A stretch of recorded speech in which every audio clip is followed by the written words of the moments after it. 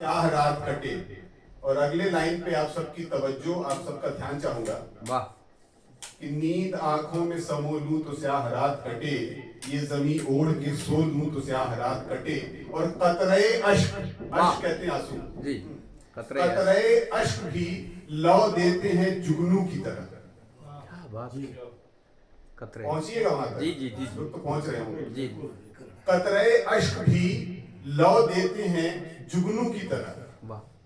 कतरे अश्क भी लौ देते हैं जुगनू की तरह। दो घड़ी फूट के रो लूं। वाह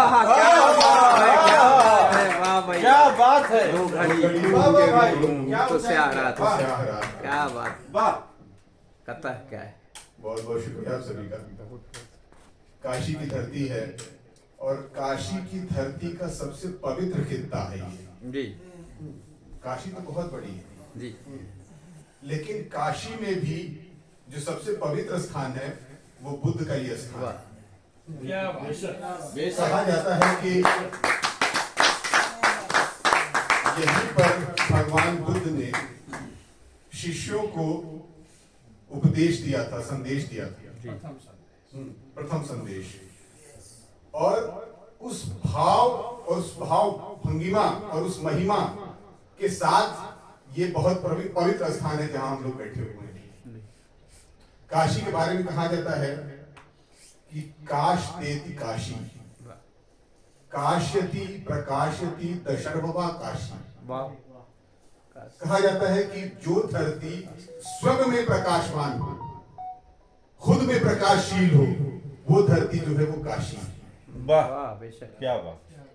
कहा जाता है, पुराणों में है कि जब धरती बंटने लगी देवताओं को कि किस देवता को कौन सी धरती मिलेगी, और जब भगवान शिव ने इस धरती को चुन लिया कि हम काशी में रहेंगे, तो ये देखकर सारे देवी देवता दौड़ पड़े कि काशी में हम भी रहेंगे, हम भी रहेंगे, हम भी रहेंगे। क्या बात। वाह। और जब ऐसा हुआ तो धरती, काशी की धरती कांप गई कि हम इतने देवी देवताओं का भार कैसे वहन करेंगे। तो इस पर सदाशिव ने कहा कि काशी तुम घबराओ मत, इसको मैं अपने त्रिशूल पर उठा लेता। वाह। क्या बात। और जब ये बात हुई तो माँ गंगा ने ललक कर इसे अपनी गोद में समा लिया। वाह क्या बात। ये काशी है और हम सबका सौभाग्य है कि हम सब काशीवासी, हम काशी में रहते हैं। काशी में वो लोग रहते हैं, वो लोग रहना चाहते हैं कि जो मरण से, मृत्यु से प्रेम करते हैं, जीवन से प्रेम नहीं करते। काशी में लोग मरने आते हैं। क्या बात।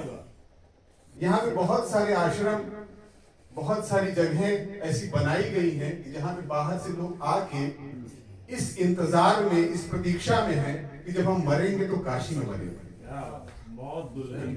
मोक्ष मिल जाएगा। हाँ, मोक्ष काशी देती है। और हम सब तो यहाँ जन्मे हैं, हाँ क्या कहना। हम तो यहाँ जन्म दिवस मना रहे हैं, हाँ सही बात। काशी हम में तो बर्थडे मना रहे हैं यहाँ। अब हमारा मकाम और हमारा स्तर, हमारा लेवल क्या है? क्या है? वो कबीर वाला है। कबीरा खड़ा बाजार में मांगे सबकी खैर, ना काहू से दोस्ती, ना काहू से बैर। क्या बात है। क्या मर्तबा है भाई का। वाह। शेर पे अगर बात की जाए तो मेरा मन कर रहा है कि बल्कि मैं कुछ सुनाने से अच्छा है कि मैं आपसे बात करूं थोड़ी देर। जीवन अजीब चीज है। हमको ये सोचने की आवश्यकता है कि हमने जन्म तो ले लिया, लेकिन हम जन्मे क्यों? हम क्यों हैं? हम काशी में ही क्यों हैं? हमारे पिता, हमारे माता यही क्यों हैं? हम किसी भी देश में, किसी भी मुल्क में, किसी भी शहर में कहीं भी जन्म पा सकते थे। कोई भी हमारे माता पिता हो सकते थे, हम नहीं भी हो सकते थे। सही। हम नहीं भी होते। तो इस बात से एक बात तो साबित होती है, ये जाहिर होता है कि जीवन का कोई ना कोई तो मकसद है, कोई ना कोई तो उद्देश्य है। संसार में जितनी भी चीजें, चाहे वो जीवित अवस्था में हो चाहे मृत अवस्था में हो, जो कुछ भी हमारी आंखों के सामने दिखाई देता है, वो सब कुछ का कुछ ना कुछ उद्देश्य है। हमारी हाथ में माइक है, इसका एक उद्देश्य है कि जब हम इससे धीरे से बोलेंगे तो भी तेज से आपको सुनाई देगा। और अगर ये उद्देश्य अपना पूरा न करे तो ये हमारे लिए बेकार है, उठाकर फेंक देते हैं। हाथ में आपके रहेगा ही। हाँ। तो अगर हर चीज का कोई ना कोई मकसद है, हर चीज का कोई ना कोई उद्देश्य है। अगर डॉक्टर है, अगर डॉक्टर का ये उद्देश्य है कि अपने मरीज को सही करे, अगर उसका इलाज सही नहीं कर पा रहा है तो डॉक्टर बेकार है। तो जब छोटी से छोटी चीजों का, इस माइक का भी एक उद्देश्य है, तो ये भी हमें सोचने की आवश्यकता है कि हमारे जीवन का भी कुछ ना कुछ उद्देश्य है।